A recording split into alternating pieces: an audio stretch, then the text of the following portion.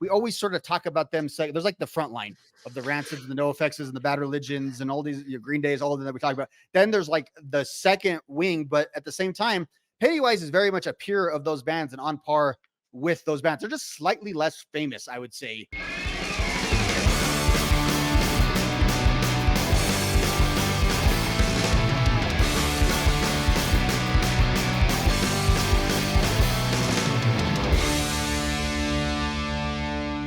I'll tell you, man, I've been listening to them nonstop for about 5 days, probably. Like not necessarily the same day we stopped talking last week, but like the next day, like that Thursday, I started just really getting into their music. I kind of forgot how good they were. I think that Pennywise is kind of an underrated band. And I will, let's start right there. Okay. Is Pennywise an underrated band, first and foremost? It's hard to say that completely because they have a hell of a legacy. They get on these major festivals. Like they are a very accomplished and established band, but I think even by people like us, they might be slightly underrated because I feel like we always sort of talk about them. There's like the front line of the Rancids and the NoFXs and the Bad Religions and all these Green Days, all of them that we talk about. Then there's like the second wing, but at the same time, Pennywise is very much a peer of those bands and on par with those bands. They're just slightly less famous, I would say, than those bands, more so than like underrated musically. And I think, it's just the way I think they were less celebrities back in the heyday, even though they're probably just as big of celebrities now, honestly, because they're pretty vocal and visual now. But back then, I think they were a little more nondescript compared to like, again, Tim Armstrong and Fat Mike, who kind of look like rock stars in their own way versus the dude who kind of dresses like you and I with the flat brim cap and the long shorts and stuff. We're going to touch on that in here in a little while. But so on the flip side of that coin, so my answer to that was I kind of think that they are a little underrated. When I see shirts out there, I don't ever see Pennywise shirts. Now, granted, I am in Texas. If I was on the West Coast, I might probably see a lot more. But the reason I asked if you thought they were underrated is because I also, on the same coin, other side, dude, are they the best skate punk band of all time? So this whole weekend, I started on Friday through my journey, and I'm just seeing skateboarding every time I'm lit. Like I'm thinking of skateboarding. Like I think of, I have such a, and they're like, when you think of skate punk, we talked about Bad Religion last week.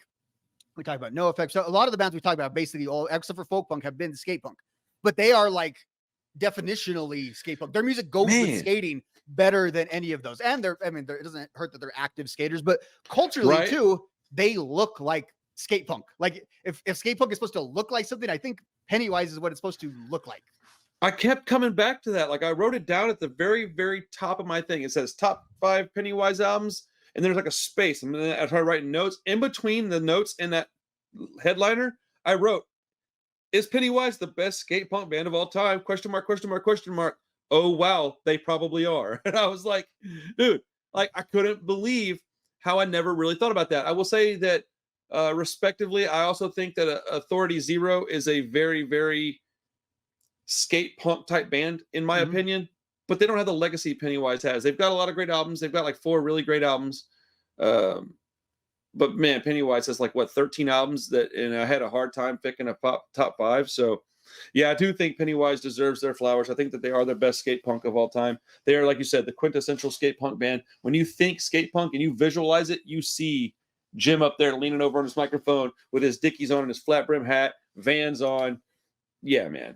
I think of Hot Weather too. It's like I think of Hot Weather, Half Pipe. Like that's just there's a certain summer vibe, and like there's this drink because we're gonna mention Sublime. There's like the Sublime summer vibe where we're all like having a beer, kicking back, and then there's like the Pennywise like sweaty balls summer vibe that you get off of Pennywise.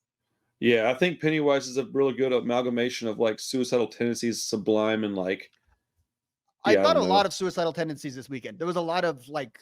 And I think a lot of it's visually, but they even sound, especially some of that early stuff, when he doesn't really know how to sing yet, he kind of just talks the way the early Suicidal Tendencies would. I like the vocals, and we'll get more into that too after this next question. But yeah, I got a lot of Suicidal and a lot of Sum 41 when I was listening to, depending on what era you're listening to. I also got this morning is a band we've talked about is like people don't really realize how much Blink-182 was specifically influenced by Pennywise. Like they took him out on tour several times. Like they were very much, they were like the little brothers to Pennywise in a lot of ways. Yeah. Like then Pennywise they would screw with them a lot because they were like, but they were very much like their caretakers on the road because they're a few years older and stuff. And I was listening to I forget what it was this morning. I was hearing, I was like, damn, that sounds a lot like Blink. And you start to realize too, Blink, the base of Blink really is this sort of skate punk because they're from that Southern California era. Now they went into other things, like Pennywise never. It's almost like if you strip Blink down just to like its punk rock elements, it's basically Pennywise with a deeper voice. I agree with that. I can totally see that. I Mhm. think that they deserve a lot more credit and a lot more recognition than they get.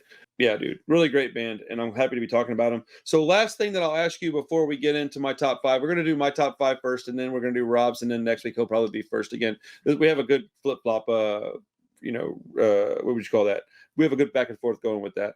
All or Nothing was their 10th record. It was 4 years after Reason to Believe. It came out in 2022, I think.